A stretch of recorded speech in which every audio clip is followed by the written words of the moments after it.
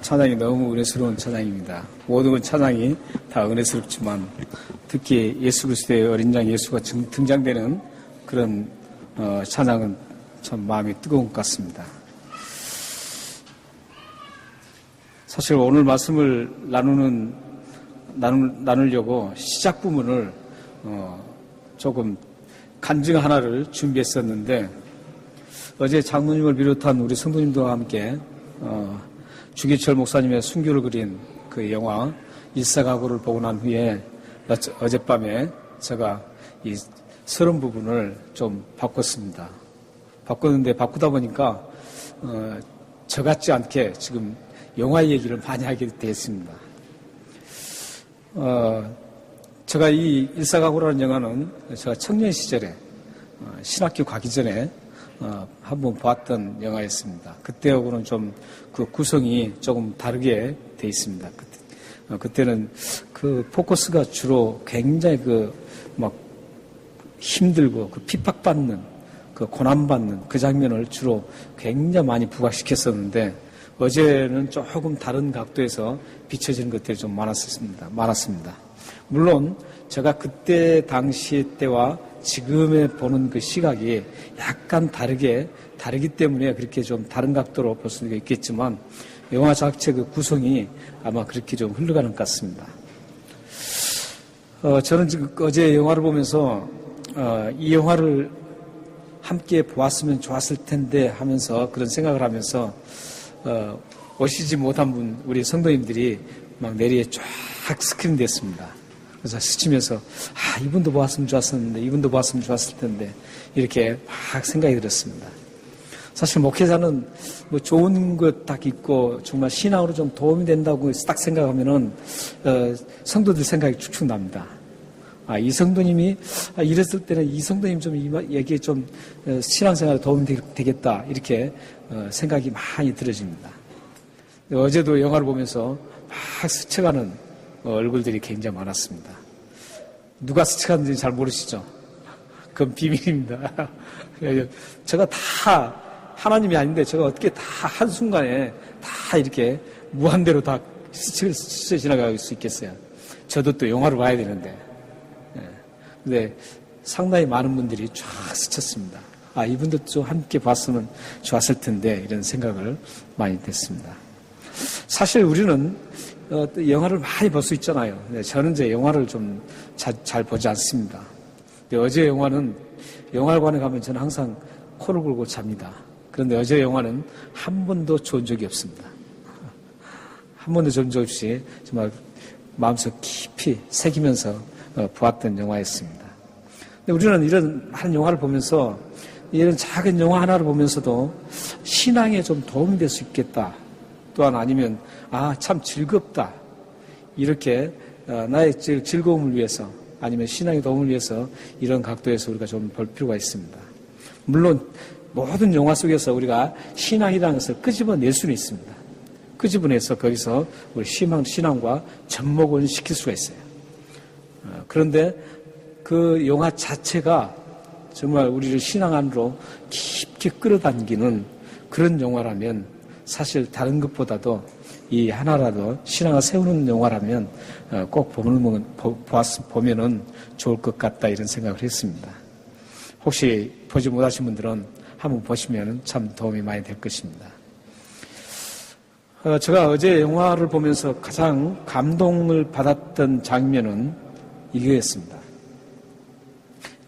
주기철 목사님께서 마지막에 이제 죽기 전에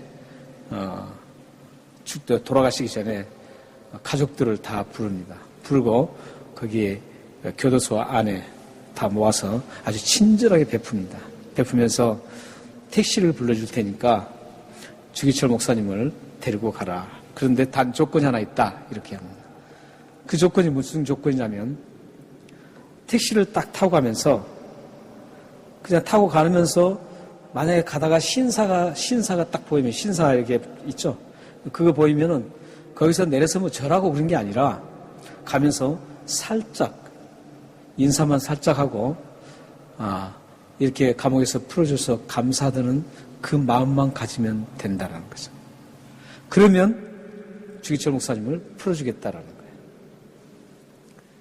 그랬을 때 그 사모님이 단호하게 거절을 합니다. 우리 주기철 목사님은 그걸 원치 않을 것이다.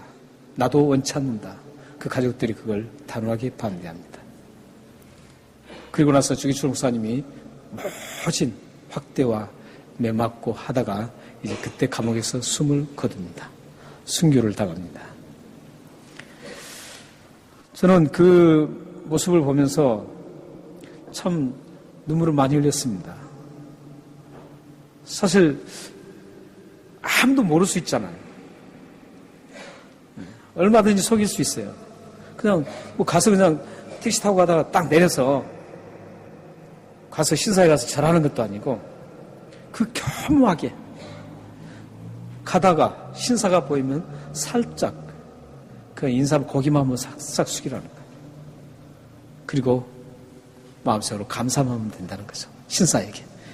감옥에서 풀어줘서 감사하다고. 이것은 우리가 누구나 쉽게 할 수 있는, 넘어갈 수 있는 아주 굉장한 계략적인 그런 방법입니다. 사실 그 주기철 목사님도 그렇고 그 가족들도 그렇고 그거 한 번 하면은 풀어져서 풀려나와서 행복한 가정을 누리고 아빠로서의 존재로서 살고 또 남편이 있어서 또 아빠가 있어서 얼마나 행복한 삶을 살 수 있겠어요. 그리고 그 교회도 가서 사역도 할 수 있고 얼마나 좋겠습니까? 그런데도 불구하고 그걸 그런 해유와 협박을 단호하게 다 마다하고 고문을 당합니다. 그리고 끝내는 숨을 거둡니다. 저는 그 영화를 보면서 무엇이 주기철 목사님과 그 가족들과 또 그 당시에 소수의 사람들 핍박을 받다가 죽어갔던 끝까지 신앙을 지키려고 했던 그 소수의 사람들이 신사참배를 끝까지 거부했을까? 그 거부할 수 있었던 그 무엇이 뭘까? 이런 것을 저는 그 영화 속에서 계속 주시하고 있었습니다. 사실 그 당시에 수많은 목회자들과 수많은 대부분의 신앙인들이 다 신사 앞에 절을 했습니다.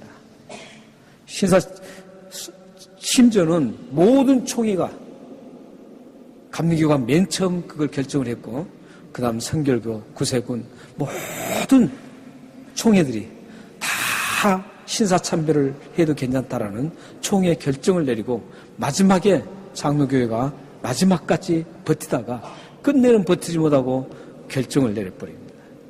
그래서 한국은 모든 곳이 다 신사참배를 결정하는 그런 상태가 됐습니다.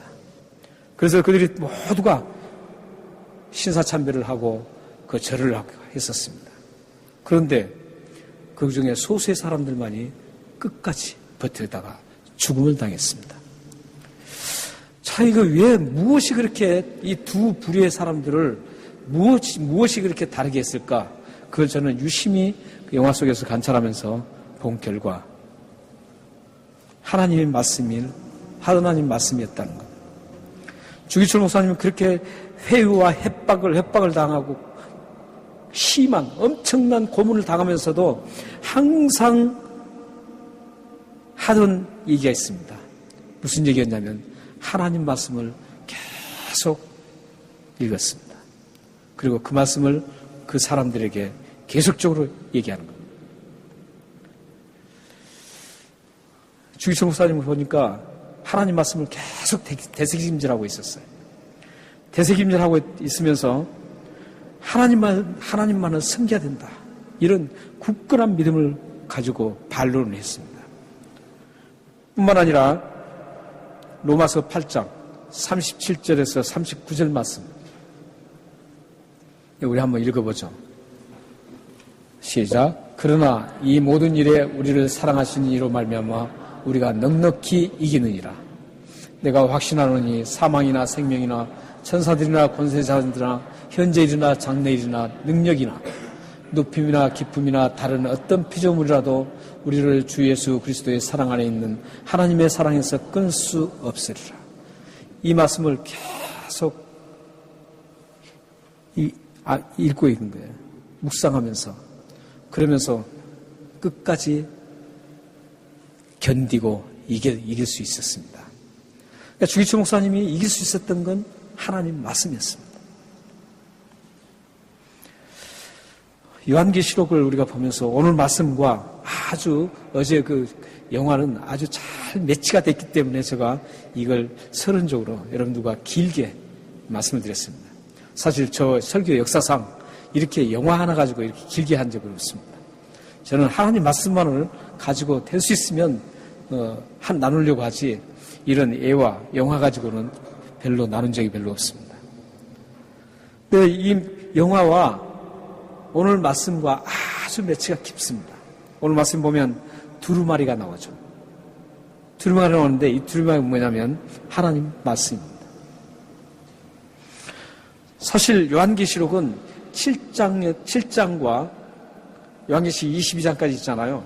쭉 1장부터 쭉쭉쭉 가다가 7장에서 잠시 딱 멈춰요. 특히 재앙이 그렇게 무수한 재앙이 쏟아지다가 그 다음에 7장에서 잠시 타이밍이 딱 걸리는 거예요. 딱 쉬어요. 잠깐 멈추는데 그 7장을 그래서 삽입구 말씀이라고 합니다. 그리고 이 7장이 끝난 다음에 다시 또 재앙이 쫙 시작됩니다. 그러다가 10장과 11장에서 다시 딱 멈춥니다. 재앙이 멈추고 다시 하나님 백성들을 향한 하나님의 말씀이 딱 전개됩니다. 그러니까 7장과 10장과 11장 이 두 군데가 요한계시록의 그 두 군데가 삽입구절이에요. 근데 이 삽입구절은 왜 있느냐 하면 우리가 정말 우리 7장을 할 때 여러분들 기억하실려나 모르겠어요. 이 삽입구는 그 엄청난 재앙이 쏟아질 것이라는 것을 예언하면서 그래도 너희들은 내가 끝까지 보호할 것이다. 14만 4천 명 입맞은 그 무수한 예수 믿는 사람들은 하나님께서 끝까지 책임져 줄 것이다. 이걸 안심을 시키는 겁니다. 그리고 이 10장과 11장에서도 이제 하나님의 백성들이 어떻게 이제 살아가야 될 것인가. 그 엄청난 그 재앙 속에서도 엄청난 힘든 이 세상 속에서도 어떻게 그리스도인들이 하나님 백성답게 살아가야 될 것인가. 이걸 10장과 11장에서 지금 우리에게 보여주고 있는 겁니다. 그리고 나서 그 끝나면 아주 처참한 대접재앙이 이제 막 일어납니다. 지난주에 우리가 보았듯이 3분의 1이 사람이 죽었잖아요. 그때는 어마어마합니다. 이제 모든 전 우주가 완전히 뒤집어지고 난리가 납니다. 그런데 그 상황에서 이제 마지막에 19장부터 22장까지는 이제 천상의 세계들 그게 펼쳐집니다. 이렇게 지금 요한계시록이 구성이 되어 있어요. 구성이 되어 있는데 오늘 이 말씀을 그러니까 어떤 말씀이에요? 우리 그리스도인들이 어떻게 이 세상에서 살아가야 될 것인가. 그 엄청난 재앙 속에서도 우리가 세상 속에서 갔을 때 어떻게 살아가야 될 것인가. 이걸 지금 우리들에게 전해주고자 하는 말씀이에요. 그래서 이 말씀을 여러분들 잘 듣고 오늘 말씀을 잘 함께 나누시고 음미하고 여러분들이 세상에서 내가 어떻게 살아야 될 것인가 그리고 세상에 나가기 전에 우리는 어떤 경험을 해야 될 것인가 이걸 여러분들이 꼭 깊이 여러분들이 새겼으면 좋겠습니다. 오늘 말씀 7절 10절 한번 보시면 이것이 두 가지 지금 첫 번째 명령이에요. 사실 이제 이 명령은 10장에서 딱 들어오면서 하늘에서 음성이 들립니다. 천사가 나타나고 또 천사가 작은 책을 들고 있으면서 두루마리를 들고 있으면서 하늘에서 음성이 들립니다. 음성이 들리는데 이 사도 요한에게 두 가지 명령을 합니다. 두 가지 명령을 하는데 그 명령이 오늘 두 가지 명령이 오늘 이 말씀에 있습니다. 하나는 책을 받아서 두루마리를 받아서 먹으라 이거예요. 그리고 또 하나는 다시 가서 하나님 말씀을 전하라. 이 두 가지로 되어 있습니다. 첫 번째 명령인 7장부터 10절까지, 7절부터 10절까지를 보면은 책을 받아서 먹으라 그럽니다.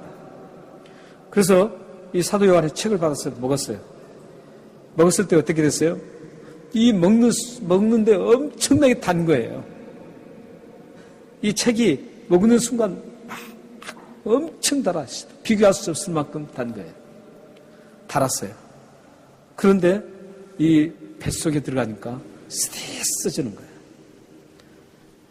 그래서 하늘에서 음성이 그렇게 말씀했는데 실질적으로 사도 요한이 이제 그것을 받아서 먹는 순간 하나님 말씀 두루마리를 받아서 삼키는 순간 엄청 달았습니다.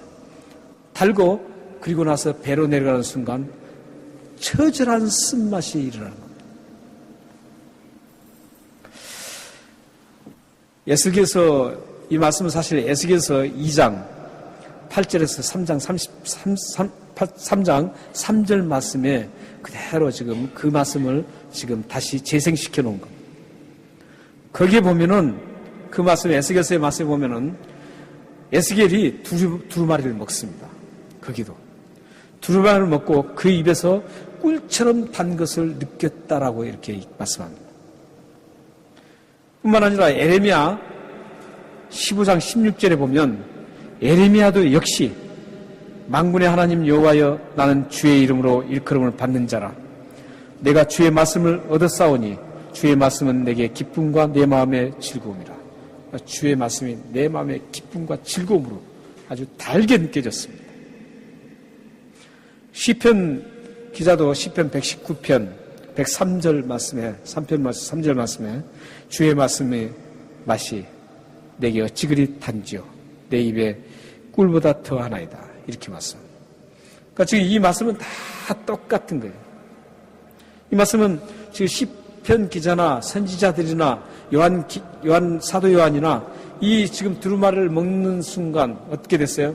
맛이 엄청나게 달게 느껴졌습니다. 사실 하나님 말씀은 정말 여러분들의 은혜를 누리면 그 말씀을 받았을 때 누리면 여러분들이 굉장히 달콤합니다. 여러분들 혹시 말씀이 달콤한 걸 좀 느껴보셨나요? 여러분들이 만약에 느껴보시지 못했다면 오늘부터라도 이 말씀에 깊이 한번 빠져보세요. 한 번 정도는 여러분들은 그 맛을 느끼셔야 됩니다. 이 말씀이 이렇게 단지. 예수 믿고 나서 이 말씀을 막 읽을 때 얼마나 막 흥분되고 얼마나 막 가슴이 뛰고 얼마나 달게 느껴지는지 모릅니다. 여러분들이 그런 그 경험을 좀 하시는 게 참 중요합니다. 근데 오늘 여기에서 그 말씀을 먹었다. 받아 먹으라 할 수 있죠. 이 받아 먹으라 할 그런 말씀은 어떤 말씀이냐면은 그냥 단순히 받아 먹으라 이런 말씀이 아닙니다. 그런 말씀이 아니고 여기서 말할 말씀은 그냥 먹어 치우라 이런 사실 강조형으로 되어 있습니다. 강조형인데 이 본래의 뜻은 완전히 그리고 철저하게 그 말씀을 습득하라 이런 뜻입니다. 그러니까 우리는 말씀을 볼 때 그냥 그럭저럭 이 말씀이 이런 말씀이구나 이렇게 갈 수가 있잖아요. 그런데 철저하게 습득하라는 거예요. 그건 어떤 의미일까요? 그 말씀을 가지고 철저하게 나의 삶 속에 깊이 나의 삶을 지배하도록 철저하게 그 말씀이 나의 모든 살과 영혼과 나의 모든 뼈에 깊숙이 스며들어서 나의 모든 삶의 행동 반경이 이 말씀에 의해서 통제되고 말씀에 의해서 살아가게 되는 그런 뜻을 가지고 있습니다. 말씀을 통째로 삼켜서 우리의 생명의 조직 속에 깊이 흡수시킨다는 뜻입니다. 다시 말씀하면 말씀의 체질화를 시키라는 거예요. 여러분들이 삶을 살아가면서 말씀의 그 체질화가 돼야 돼요. 어떤 순간에 딱 닥쳤을 때 그 말씀에 의해서 딱 적용돼서 그 말씀에 의해서 살아갈 수 있도록 체질화를 시켜야 됩니다. 그런데 그 현장의 삶이 분명히 말씀과 동떨어진데도 불구하고 그대로 그냥 그 동떨어진 그 세상적인 그 사고에 그대로 녹아내려버리면 안 된다라는 겁니다. 그 삶에서 우리가 갈등 있고 이거 신앙적으로 살아가야 될 그런 그 양면에 결정하려고 하는 그 순간 여러분들이 자신도 모르게 내가 체질화되어 있어서 자연스럽게 그 하나님 말씀으로 그걸 결정하고 따라가는 그 삶을 살 수 있도록 여러분들이 체질화되어 있어야 된다는 거죠. 그게 지금 삼키라는 뜻입니다. 삼키라는 게. 단순히 그냥 두루마리 먹으라 이런 게 아닙니다. 그러니까 지금 여러분들이 말씀을 듣고 있는 것도 마찬가지예요. 말씀을 듣든지 말씀을 보시든지 말씀을 묵상하든지 항상 여러분들은 그 말씀을 묵상했으면 다른 여러 가지 할 필요가 없어요. 많이 읽는 게 중요한 게 아니에요. 물론 이 전체적인 줄거리를 다 아는 건 중요합니다. 그래야만 구체적으로 이 말씀이 어떤 뜻을 가지고 있구나 그걸 파악을 할 수 있어요. 그런데 그것도 중요하지만 여러분들 사실 그거 다 하기가 힘들어요.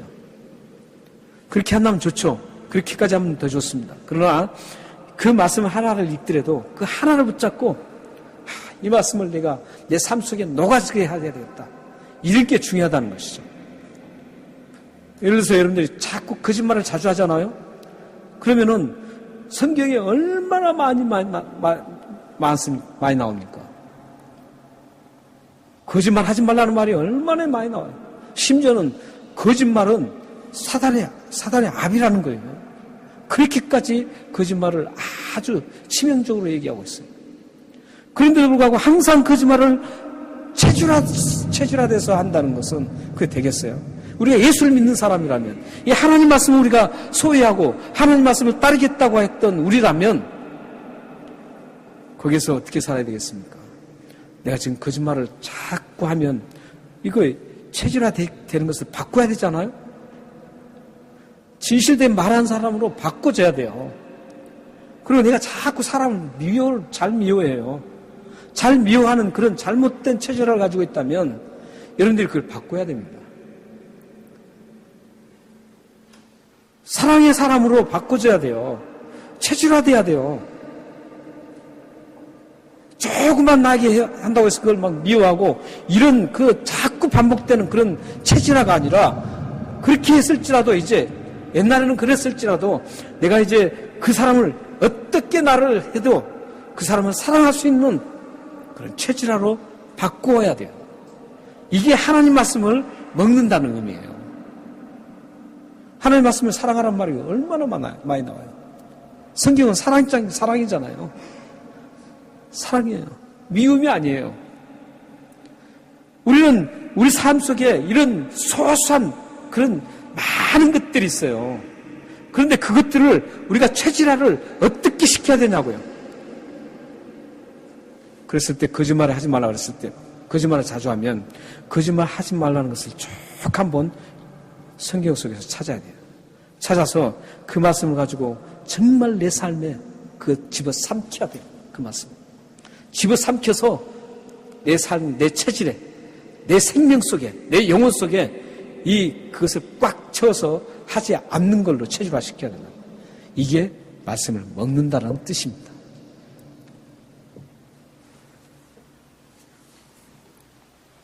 사실 우리는 그 영화 속에서도 두 양분이 있었습니다. 주기철 목사님과 함께 순교를 당하는 소수의 사람과 그 수많은 사람들, 목사님들과 포함해서 수많은 사람들, 반대 신사참배했던 사람들, 이 사람들의 차이가 뭔지 아세요? 이 사람들도 다 목사님들 설교를 했어요. 오히려 주기철 목사님보다 더 말씀을 잘하는 사람들이 많았습니다. 말씀에 정말 두드러지게 잘 외우고 있는 사람 굉장히 많았어요. 많았지만 그 다른 점이 뭐냐면 주기철 목사님 같은 분들은 말씀을 진짜 집어삼킨 거예요. 삼켜서 그 어떤 것도 아까 말씀처럼 그런 거 로마서에 있는 말씀도 체질화가 되어 있기 때문에 그걸 이길 수가 있었던 거예요. 그런데 그 수많은 사람들 신사 참배했던 그 목사님들은 체질화가 안 돼 있던 거예요. 그 말씀을 진짜 집어삼키지를 못했던 거예요.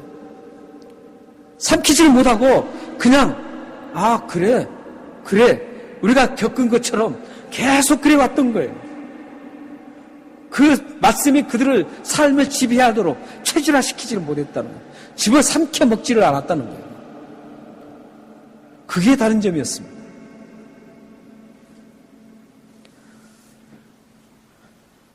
한마디로 이 단말씀을 경험하지 못한 사람과 경험한 사람의 차이점이에요. 성도님들 중에서도 자꾸 죄에 쓰러지고 항상 반복되는 그 죄를 지는 사람들은 그 말씀을 달게 먹지 못한 분들이에요. 우리가 형식적인 크리스천과 신실한 크리스천의 차이가 뭔 줄 아세요? 그 차이를 만들어내는 것은 하나님 말씀을 내 마음속에 달게 먹고 내 이 세포 조직에까지도 이 말씀의 영향이 깊이 뻗쳐서 체질화된 사람과 그렇지 않은 사람 차이입니다. 그 차이점이 많습니다. 쉽게 무너진 사람들 있잖아요. 쉽게 잘 무너지는 게 있어요. 그런 분들은 아직 말씀이 체질화가 많이 안 된 분들이에요. 그러나 어떤 것에 좌우하지 않고 쉽게 무너지지 않는 사람들. 그런 분들은 말씀에 달게 먹는 말씀이 많이 있었던 거예요. 이제 그렇게 먹고 나니까 어때요? 배가 하니까 어때요? 아주 쓰디쓴 거예요. 이것은 어떤 의미인 줄 아세요? 말씀으로 우리가 참 은혜를 받고 그 말씀이 나의 체스프에 완전히 정착됐어요. 정착됐는데 막상 이 말씀대로 살려고 하면 어때요? 쉬운가요? 쉽지 않습니다. 아주 쓰디쓴 경험을 하게 됩니다. 말씀대로 살려면 얼마나 힘든지 몰라요. 여러분들이 말씀을 막 했어도 힘들어요.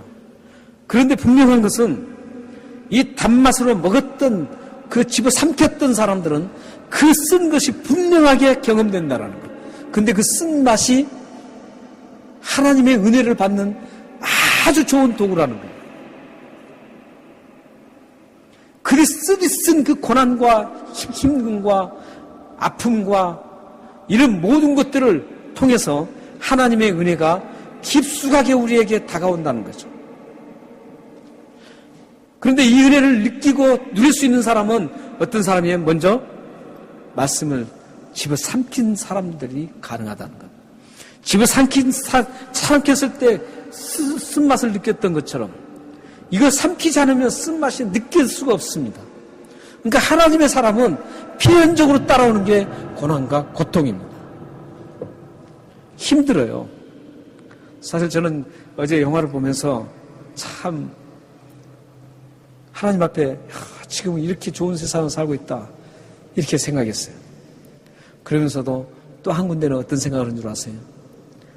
사단이 가장 농락하기 좋은 시대에 우리가 살고 있다 이랬어요.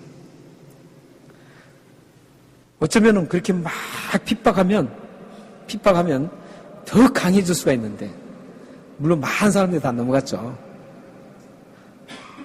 근데 그렇게까지 또 고난하고 핍박하면 또 넘어지죠. 넘어지는데 좋은 상태에서 하나님의 어떤 그 말씀과 하나님 말씀 아닌 하나님 원치 않는 것을 좋은 장을 열어놓고 자연스럽게 따라가도록 만드는 이런 시대는 더 힘듭니다, 사실. 더 힘들어요. 지금 여러분들이 고난이 없다고 생각하잖아요. 근데 실질적으로 고난이 굉장히 많습니다. 하나님 뜻대로 살려고 하면요, 여러분들 굉장히 힘듭니다. 하나님 말씀대로 집어삼키고 그 단맛을 통해서 쓴맛을 느끼면서 살려고 그러면 굉장히 힘들어요. 세상은 그렇게 돼 있습니다. 세상은 다시 나가서 살려고 하면 힘듭니다. 그래서 이제 지금 그때 당시에 얼마나 많은 사람들이 힘들었는지 몰라요. 그 쓰디쓴 초대교회 사도 요한이 시대의 그 성도들 그때 그 단맛을 누렸기 때문에 그 엄청난 핍박과 환란 속에서도 그들이 끝까지 견디고 이길 수가 있었습니다. 이렇게 이긴 사람들에게 하나님이 어떻게 하셔요? 11절에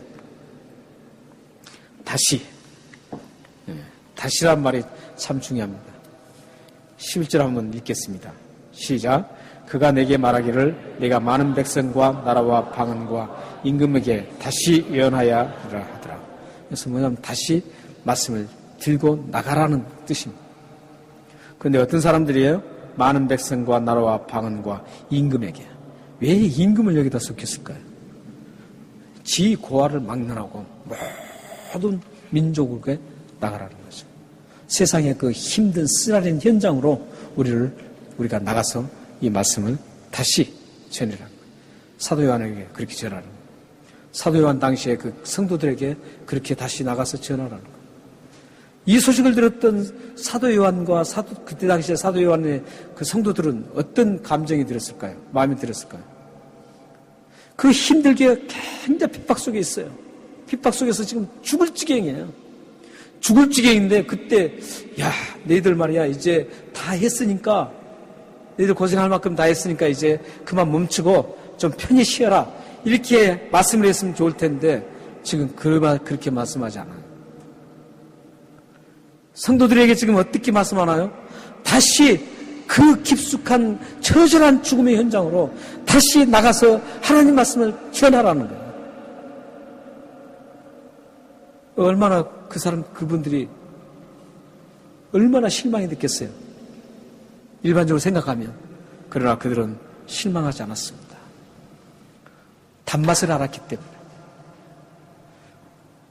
하나님 말씀을 먹은 그 단맛을 알기 때문에 실망하지 않고 그들은 다시 나갑니다. 그게 교회사에 환하게 증명되어 있는 말씀입니다. 사랑하는 성도 여러분, 여러분들에게는 사실 지금도 이 넘치는 하나님 말씀이 여러분에게 지금 있습니다. 인터넷만 두드리면, 유튜브만 보면 대단한 목사님들의 그 음성이 하나님 말씀이 여러분들을 막 머리 기전으로 쫙 스며듭니다. 여러분들은 그걸 들으면서 진짜 그 말씀을 먹고 여러분들이 정말 변화가 있었나요? 아니면 좋다, 감동받았다 이것으로 그쳤나요? 대부분 모든 분들이 좋다, 감동받았다 이것으로 끝나버립니다. 이것으로 끝나지 그 말씀 하나 붙잡고 그래 내 체질을 변화시키고 나의 영혼의 그 깊은 곳에 그 말씀이 박혀서 내가 어떤 상황에서도 다시 하나님 말씀으로 그 말씀에 의해서 자연스럽게 흘러가는 그런 삶을 여러분이 살아왔나요? 그 좋은 말씀을 들으면서 말이죠. 얼마나 많이 막 보내준지 몰라요. 저한테도 막 보내줘요. 저도 듣고 막 깜짝깜짝 놀래요. 저는 근데 그걸 많이 보지는 않아요. 왜냐하면 시간도 없죠. 그걸 보내줘. 근데 어떨 때는 막 꼭 한번 보세요. 그러면 무슨 내용인지 한번 봅니다. 여러분들이 그걸 듣는다고 해서 되는 게 아니에요. 아니에요. 그렇다면 우리 지금 대한민국이 완전히 헷가닥 바뀌었어야 돼요. 정말 좋은 크리스찬들이 다 바뀌어서 대한민국을 정말 하나님 나라의 그 엄청난 의로운 나라로 다 바꿔놨어야 돼. 이 정도 되면. 근데 안 됐잖아요. 오히려 더 험악해졌잖아요. 지금. 단적으로 지금 증명되고 있잖아요. 문제는 여러분들이 하나님 말씀을 먹어야 돼요. 여러분들이 이 말씀을 붙들고 집어삼켜야 된다고요. 이 집어삼키고 그 말씀을 여러분 안에 그냥 여러분 세포와 여러분 육체와 영혼에 그 말씀이 깊이 박혀서 완전히 체질화를 시켜야 되는 거예요. 그래서 어떤 상황에서도 그냥 툭툭 하나님 말씀대로 살아가는 그 삶이 자연스럽게 이어져야 되는 거예요. 그게 중요한 거예요. 그렇게 됐을 때 여러분들이 어떤 환난과 힘든 게 있어도요 이길 수 있는 거예요. 왜냐하면 그 단맛을 느꼈기 때문에. 어떤 쓰라림이 있어도 여러분들은 절대 쓰러지지 않습니다. 주기철 목사님처럼. 순교했던 우리의 신앙의 믿음의 선진들처럼 쓰러지지 않고 끝까지 승리하며 갈 수 있는 것입니다.